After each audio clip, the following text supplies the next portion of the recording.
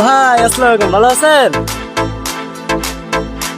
ভাই এই সবে প্রথম আসলেন ময়মনসিংহে, কিরকম?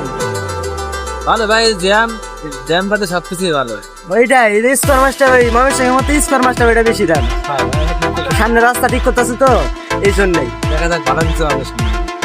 প্যাকেট গাড়ি কিরকম?